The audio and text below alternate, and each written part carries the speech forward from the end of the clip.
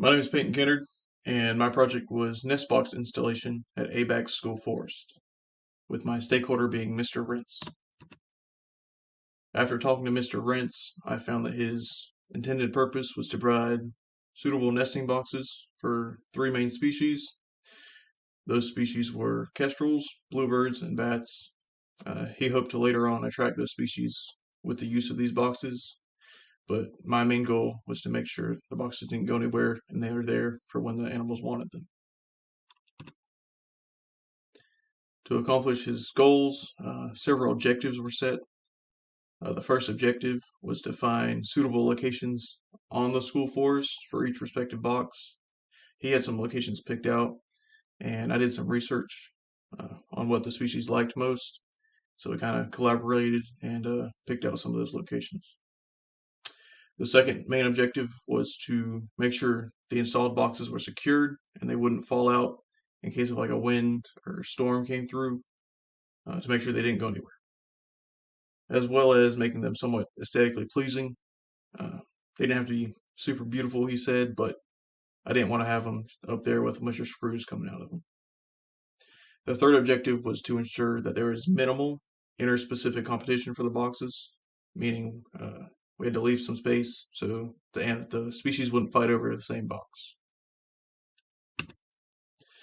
A little breakdown. There's a total of 18 boxes that needed to be installed. There are 3 kestrel boxes, 5 bat boxes, and there are 10 bluebird boxes.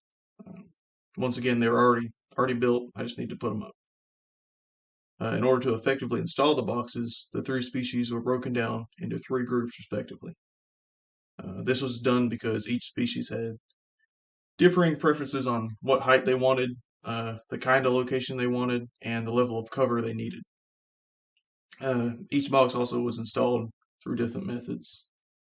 3 groups just made it less messy overall, and it was a lot easier to do consecutively over concurrently.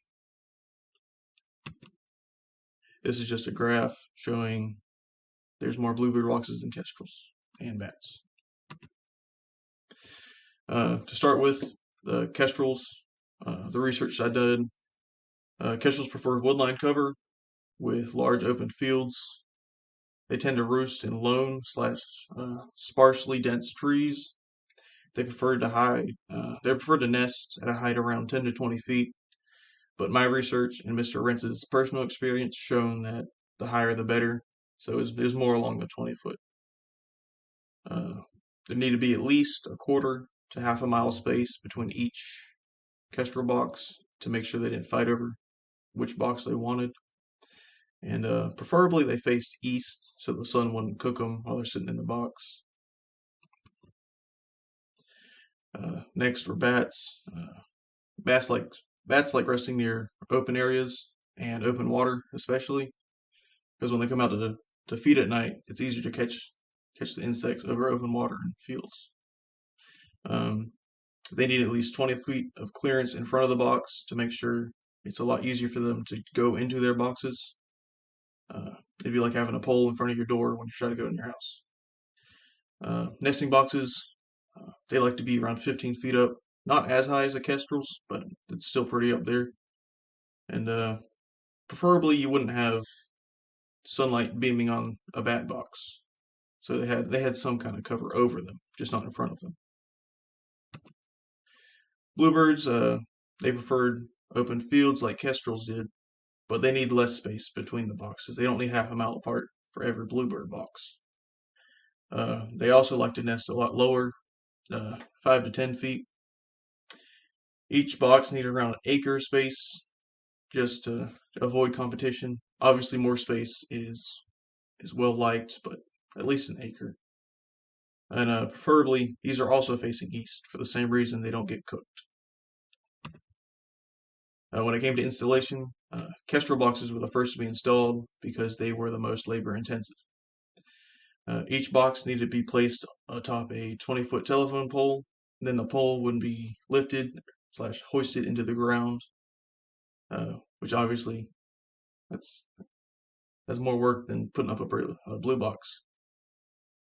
Securing the poles, we would dig or I'm sorry, I would dig a 5-foot hole using post hole diggers, and then we would then secure a box to the pole using two 3-inch lag screws, which is a picture of them in the top right corner. Um, after after we had the box on the pole would be in the back of the truck. I would have help from a school worker because I could not lift a telephone pole with myself. We'd lift it up and it'd hopefully fall into the hole.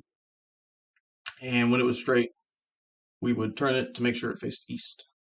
And these are pictures of the hole. The first Kestrel location was along an agricultural field a quarter-mile southeast of the school forest main classroom.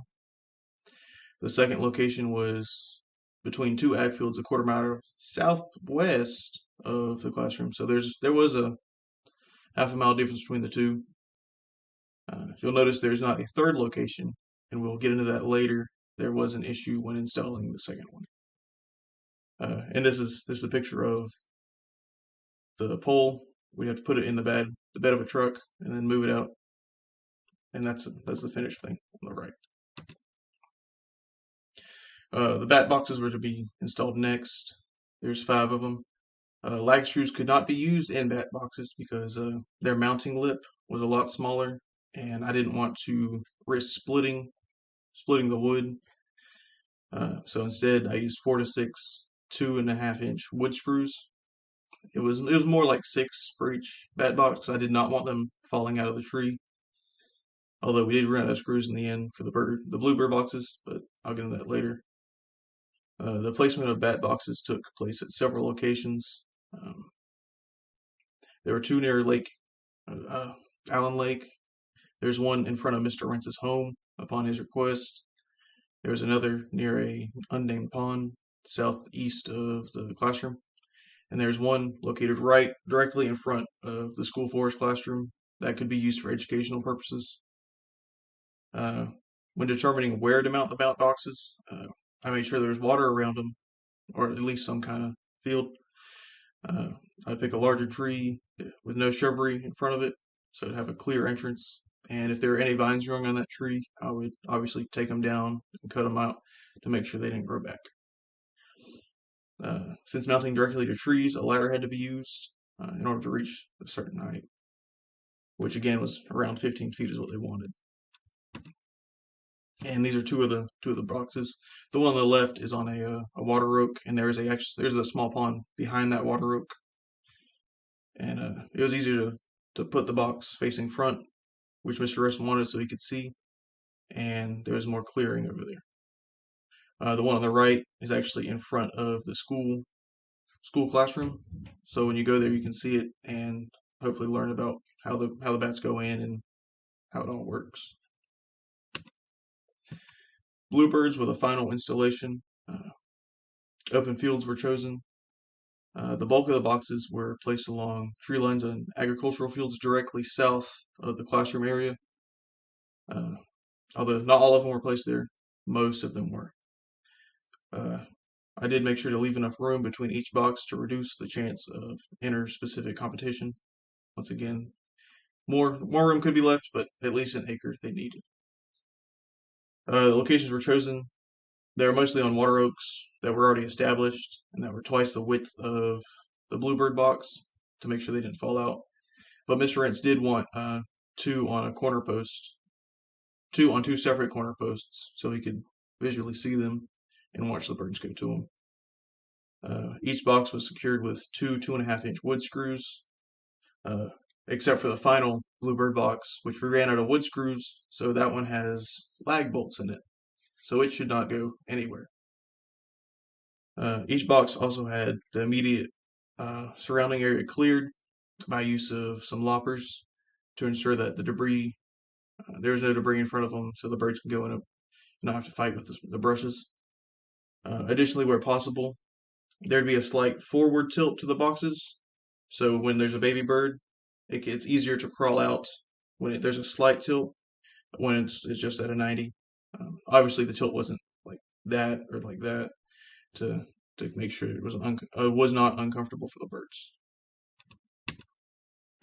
And these are 2 of the the Bluebird boxes. The one on the left is on a corner post, if you can make it out. And the one on the right is also in front of the school classroom because, like the Bat box, Mr. Rentz wanted a single Bluebird box to be near the classroom for educational purposes. Now that's why I was lower down. You can see it easier, and it's on a Prunus. There were some issues and challenges I had to overcome. Uh, first of which was when installing the second Kestrel box, I ran into trouble with the school worker. We were trying to lift it up, and it became snagged, and it was falling back on us. So in order not to get crushed, we had to throw it to the side, and unfortunately, it landed right on the Kestrel box, crushing the Kestrel box. Mr. Rentz, he wasn't too upset about it. We went and got the third Kestrel box. I put another 2 lag screws in it, and he went and got the skid steer and stood it up, and there was no issues with that one, obviously. But yeah, that was one of the issues, is it kind of got crushed. The second was the limiting height of the ladder. He only had access to an 8-foot ladder. Me being only 6 foot tall, I couldn't comfortably reach with a drill in one hand and holding the box with another. I couldn't go all the way to 15 foot, so most of the Bat boxes are at around 12 foot, which Mr. Rentz, I told him before I did it, he said that's fine, just do what you can. So most of the Bat boxes are at 12 foot, and yeah, it was less of an issue for the Bluebird boxes because they preferred 5 to 10, but it was still an issue. Results from this, all box locations were chosen based on data from both state agencies and from Mr. Rentz's personal experience. So I did some research. He already knew some stuff. We talked about it, and we found the best places for him. All boxes that were attached were secured to their respective mounts. I actually went back the day after and checked to make sure none of them fell because it was kind of windy after that day. I was kind of worried about them, but no, they're all still up. Care was taken to ensure box installation did not appear lamentable. In other words, I made sure they didn't look ugly. In my opinion, each box is put up straight and it's flush with the tree or whatever post it's on, and it looks good. Especially the ones in front of the school classroom, because those will be used for educational. I wanted to really make sure those were easy to look at and they didn't look hideous.